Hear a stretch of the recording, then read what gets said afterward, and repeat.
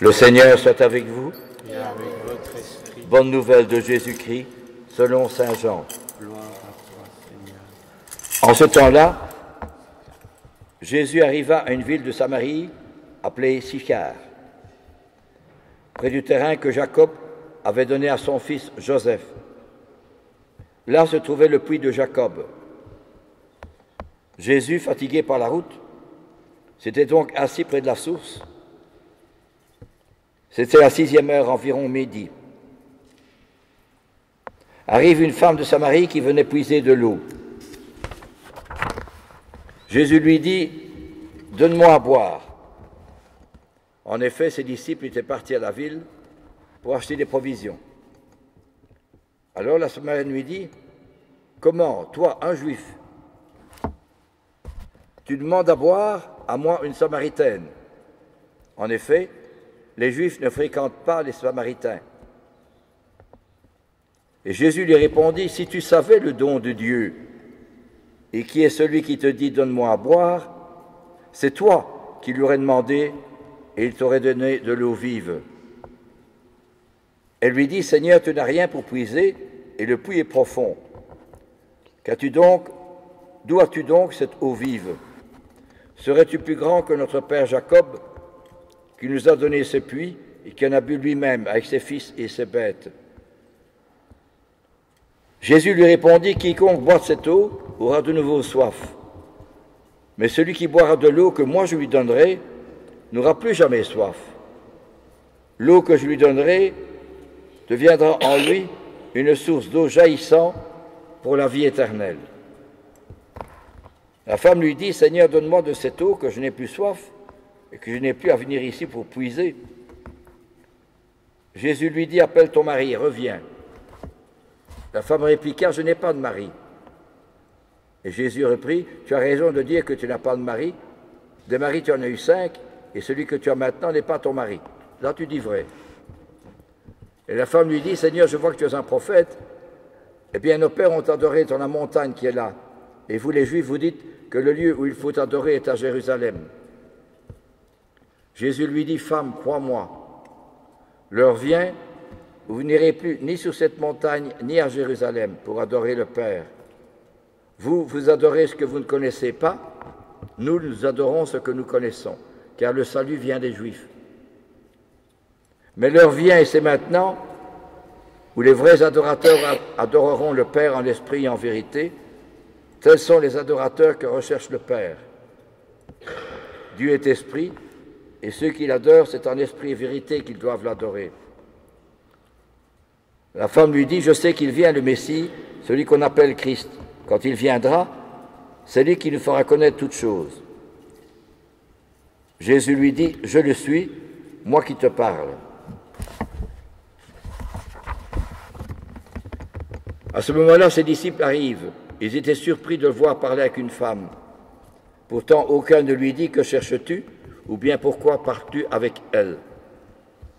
La femme, laissant la cruche, revint à la ville et dit aux gens, « Venez voir un homme qui m'a dit tout ce que j'ai fait. Ne serait-il pas le Christ ?» Ils sortirent de la ville et se dirigeaient vers Jésus. Entre-temps, les disciples l'appelaient, « Rabbi, viens manger. » Mais Jésus répondit, « Pour moi, j'ai de quoi manger. C'est une nourriture que vous ne connaissez pas. » Les disciples se disaient entre eux, « Quelqu'un lui aurait-il apporté à manger ?» Jésus leur dit, « Ma nourriture, c'est de faire la volonté de celui qui m'a envoyé et d'accomplir son œuvre. Ne dites-vous pas, encore 4 mois ce sera la moisson. Eh bien moi je vous dis, levez les yeux, regardez les champs déjà dorés pour la moisson. Dès maintenant le moissonneur reçoit son salaire, il récolte du fruit pour la vie éternelle. Si bien que le semeur se réjouit en même temps que le moissonneur, et il est bien vrai le dicton, l'un sème, l'autre moissonne. Je vous ai envoyé moissonner, ce qui vous a coûté aucun effort. D'autres ont fait l'effort et vous en avez bénéficié. » Beaucoup de Samaritains de cette ville crurent en Jésus à cause de la parole de la femme qui rendait ce témoignage. « Il m'a dit tout ce que j'ai fait. » Lorsqu'ils arrivent auprès de Jésus, ils l'invitent à demeurer chez eux. Il y demeura 2 jours. Ils furent encore beaucoup plus nombreux à croire à cause de sa parole à lui. Il disait à la femme, ce n'est plus à cause de ce que tu nous as dit que nous croyons. Nous-mêmes, nous l'avons entendu et nous savons que c'est vraiment lui, Jésus, le Sauveur du monde. Acclamons la parole de Dieu. Louange à toi, Seigneur Jésus. C'est un bel évangile qui nous est proposé ce dimanche. Évangile de la Samaritaine. Celui qui boira de cette eau aura encore soif, mais celui qui boira de l'eau que je lui donnerai, elle devient en lui source d'eau jaillissant pour la vie éternelle. Vous savez qu'il y a 4 points. Saint Jean est un théologien, un type qui a pensé la vie et le message de Jésus. Donc, 4 points, 4 axes. D'un côté, c'est l'eau. Jésus, il deviendra en lui source d'eau jaillissant en vie éternelle. D'autre part, il est la lumière, la guérison de l'aveugle. Et troisièmement, il est la parole. Et quatrièmement, je ne me possède plus, je viendrai tantôt. Mais il y a 4 points qui sont repris lors de la veillée pascale. Oui, j'ai oublié de dire la lumière, l'eau, la parole. Il est la parole, je suis la parole de vie. Et puis alors, il est l'eau. Je fais les 4 points, qui sont repris au moment de la veillée pascale. Mais que veulent dire ces mots? L'eau, vous boirez de l'eau, mais si vous buvez cette eau de la fontaine, vous aurez encore soif. Mais celui qui boira de l'eau que moi je lui donnerai, elle deviendra en lui source d'eau jaillissant pour la vie éternelle. Qu'est-ce que cela veut dire? Dans les événements de notre vie, nous sommes tellement enfermés dans un monde matérialiste, de technologie, smartphone, TV, vidéo, chaîne IFI, etc., que nous oublions la vraie réalité de notre vie, qui est l'invisible. On ne voit bien les choses qu'avec le cœur. L'essentiel est invisible pour les yeux, disait Saint-Exupéry dans Le Petit Prince. Eh bien, c'est cela. Quand vous lisez la vie des saints, ou bien un Charles de Foucault, qui avait une vie qu'on a mis à la porte de l'armée, tellement il a vu une vie impossible, et puis qui est allé au Maroc, habillé en juif, parce que les Européens n'étaient pas admis au Maroc, au XIXe siècle, et alors, il est complètement changé. Dès qu'il trouve que Dieu existe, il est totalement bouleversé, changé, transformé, pénétré, illuminé par la grâce. Eh bien, Charles de Foucault, c'est plus le même homme. Il s'appelle toujours Charles de Foucault, mais il est tout à fait transformé par la grâce. Et il aspire vraiment à une vie de pauvreté, une vie de prière, une vie de don de soi, de charité, de sacrifice, de pauvreté. Mais c'est extraordinaire quand même. Et pourtant, c'est le même homme. Eh bien, c'est ça la grâce. La grâce me transforme. Elle deviendra en lui source d'eau jaillissant pour la vie éternelle. Mais vous me direz, quand Charles de Foucault a été tué, c'est un fait divers à l'époque, le 1er décembre 16, c'était la guerre 14-18. Il n'y avait rien d'extraordinaire. Ce n'est que par après qu'on s'est rendu compte, mais cet homme, il a vraiment vécu. Il était vraiment animé par l'Esprit de bon Dieu. C'est par après. La même chose pour notre Seigneur. On l'a fait souffrir, on l'a rejeté, on l'a insulté, on l'a voulu faire mourir pour se dire, maintenant celui-là, on n'en parlera plus. Eh bien, justement, après sa mort, eh bien, il est ressuscité, mais on en a parlé beaucoup. C'est Napoléon qui disait, quand il était enfermé sur l'île d'Elbe, il disait à son aide de camp, « Hier soir, je ne savais pas dormir, j'ai lu un livre qui s'appelle l'Évangile. Je le connaissais plus ou moins, mais quand je l'ai lu, ce qui m'a frappé, c'est que cet homme, Jésus, il n'avait pas des soldats avec lui, il n'avait pas des gens pour le défendre, il n'avait pas des serviteurs, des domestiques, tout autour de lui, non. Quand il est mort, mais il est tout seul, et personne pour le défendre. Eh bien, ce qui me frappe, c'est que cet homme-là, Jésus, on parle encore de lui aujourd'hui. C'est ça qui est formidable. Et alors, aussi, Le pape Benoît XVI disait, à travers toutes les méandres et difficultés que l'Église rencontrait, la pédophilie, et puis alors encore ceci, et puis encore d'autres événements, etc., qu'on a critiqué le pape, ce qu'il aurait pris contre, parler contre les musulmans, etc., enfin bon. Eh bien, le pape dit, malgré toutes les erreurs et les difficultés et les problèmes de l'Église, l'Église tient toujours le coup. C'est que peut-être il y a quelque chose derrière, il y a quelqu'un derrière. Eh bien, c'est ça. Celui qui boira de l'eau que je lui donnerai devient en lui source d'eau jaillissant pour la vie éternelle. Apparemment, c'est un fait divers, Charles de Foucault qui décède. Un fait divers, Jésus qui meurt sur une croix comme un délinquant.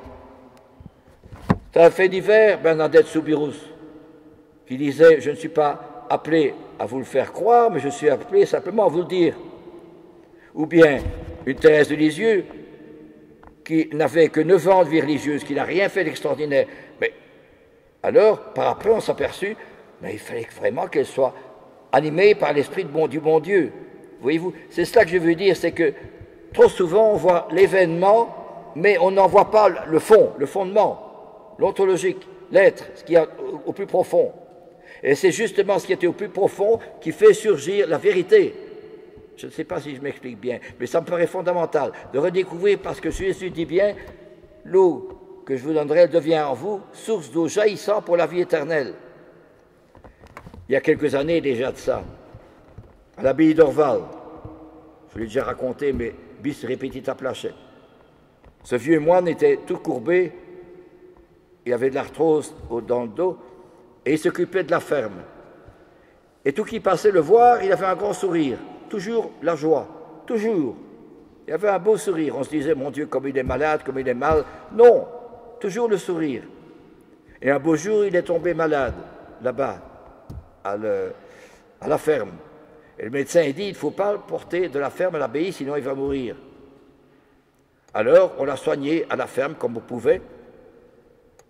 Et stupéfaction de tous les moines, à l'époque, il y avait beaucoup de moines, eh bien, il y avait un défilé de gens, des enfants, des gens mariés, des dames, etc., et des jeunes filles, et de prêtres, de religieux, même d'évêques et de religieux, qui venaient le voir, lui rendre visite. Et il disait, vous venez assister à la symphonie de la joie. C'était extraordinaire. Il savait bien qu'il allait mourir. Voyez-vous, c'est cela, l'eau jaillissant en vie éternelle. Ça veut dire que ce trésor qu'ils ont, ce n'est pas un trésor matériel, d'argent, de confort, de belles maisons, belles voitures, belles vacances. Non, un trésor qui est dans leur cœur. Et que, si vous voulez, vraiment au fait, renfermé dans la solitude, dans l'échec, dans la difficulté, dans la maladie, dans la solitude, eh bien, ils ont découvert un trésor. Et ce trésor, c'est déjà le ciel. Ils ont déjà un pied dans le ciel. Vous comprenez ça? Thérèse de Lisieux avait déjà un pied dans le ciel. Elle avait toutes les raisons d'abandonner. Hein. Elle cachait le sang, elle pourrait plus dire au bon Dieu, vous savez, j'ai fait beaucoup de sacrifices pour vous, me voilà condamné à la tuberculose, je vais mourir. C'est pas possible, vous me laissez tomber. Nous dirions, en tout cas moi, je dirais la même chose. Vous comprenez? Mais ça veut dire, Thérèse dit, maintenant je sens que le bon Dieu va, que mon ciel, j'ai passé mon ciel à faire du bien sur la terre. Quand elle a caché le sang. Elle a fait toutes les raisons d'abandonner, prendre des cachets. Non, elle dit maintenant, ma mission va commencer, ma mission de faire aimer le bon Dieu comme je l'aime, ça va commencer au ciel. C'est un paradoxe. Ça veut dire que ce trésor que les saints portent en eux va éclater au grand soleil de l'amour du bon Dieu, au moment de leur mort. Vous comprenez ça? C'est ça qui est formé, et c'est ça que nous oublions. Et c'est ça qui est rendu présent à la Sainte Messe. À la Sainte Messe, il y a du pain ordinaire, et puis il y a du vin. Ceci est mon corps, ceci est mon sang. Ça peut être bénin. Mais si j'ai relu tout à fait par hasard la vie de Monseigneur, qui vit toujours, Robert Sarrat, qui est cardinal au Vatican et qui est maintenant pensionné, vu son âge. Eh bien, il disait, quand il était dans son pays, poursuivi par la colère et le communisme de Sékou Touré, du président de Guinée, eh bien, il disait, quand je célébrais la messe, eh bien, j'étais peut-être vraiment coincé, etc., mais je n'avais que un peu de vin, un peu de sang, un peu de vin et un peu d'eau, ma Bible et je restais 4 jours comme ça, en silence, bien dans les bois, retiré tout seul. Eh bien, c'est là que j'ai eu les plus belles messes. Pourquoi? On aurait pu dire, mais ça ne sert à rien, c'est insignifiant ce que tu fais là. Non, lui, c'était la réalité. Il était immergé, transformé, transfiguré par cette réalité de la Sainte Messe. Moi, je n'en suis pas là, hein. Mais c'est formidable quand on pense bien. Quand vous lisez la vie des saints, il y a un paradoxe étonnant entre une vie tout à fait ordinaire, banale, monotone, ennuyeuse, qui n'a pas de sens, et d'autre part, la transfiguration, l'événement, la joie, le bonheur qu'ils ressentaient lorsqu'il y avait la Sainte Messe, lorsqu'il y avait le Christ, lorsqu'ils lisaient l'Évangile. Ils en étaient complètement perturbés, transformés. Eh bien, c'est ça. L'eau que je vous donnerai devient en vous source d'eau jaillissant pour la vie éternelle. À travers des événements banals, monotones, ennuyeux. Eh bien, c'est là que se trouve le Christ. C'est pour ça que Thérèse disait, à toutes les extases, je préfère l'humble monotonie du sacrifice obscur et caché. C'est extraordinaire de dire ça. Il faut être un peu fou. Mais c'est l'expérience qu'elle faisait. Elle disait, courons à la dernière place. Cette place n'est enviée par personne, mais nous sommes sûrs d'y trouver Jésus et Jésus seul. La dernière place, c'est pas moi qui cherche. Je veux que tout le monde le sache, que je sois connu, aidé, parler, oui. Non, à dernière place. Et Charles de Foucault disait il est allé 3 ou 4 fois en France. Bon, à l'époque, c'était difficile de faire des voyages pour trouver des collaborateurs, des religieux, des vocations et avoir des conversions il a connu des milliers de musulmans, des milliers. Personne, aucune conversion, aucun frère, aucun religieux, tout seul. Elle disait, c'est l'échec total, hein. Eh bien, elle disait, je préfère l'insuccès total, la perpétuelle solitude et les échecs en tout. Il y a là une union à la croix de Jésus qui me semble désirable entre toutes. Voyez-vous, dans l'échec total, dans la solitude totale, ça ne sert à rien ce que tu fais là, tu perds ton temps. Eh bien, il trouvait la joie. Vous comprenez ça, je ne sais pas si je m'explique bien. Mais il trouvait la présence de quelqu'un. Il est là. C'est formidable, c'est fantastique. Nous avons la télévision, nous allons au cinéma, nous allons au restaurant, nous allons en voiture, nous allons dans un pays bien chaud où il y a du soleil. Mais lui pas. Dans l'échec total, dans la solitude, il trouve la joie. Il est déjà au ciel. Hein. C'est ce que nous oublions. C'est le ciel. Hein. C'est ça Pâques. C'est nous dire que nous ne sommes que des exilés sur cette terre. Nous ne faisons que le passé. Mais notre vraie patrie, c'est le ciel. Comme le moine qui disait, vous venez assister à la symphonie de la joie alors qu'il allait mourir. Et tout qui venait se retirer l'avait vu et se retirait, était émerveillé. C'est extraordinaire. Il souffre beaucoup et il dit ça. Mais on était perturbés, hein. Eh bien, c'est ça la foi, c'est ça le Christ, c'est ça la résurrection.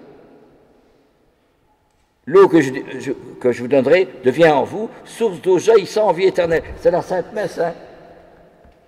Le pain qui devient le corps et le vin qui devient le sang, c'est extraordinaire. Si on ne voit que du vin, du pain et du vin, mais quand on voit la réalité du Christ, c'est merveilleux. Hein.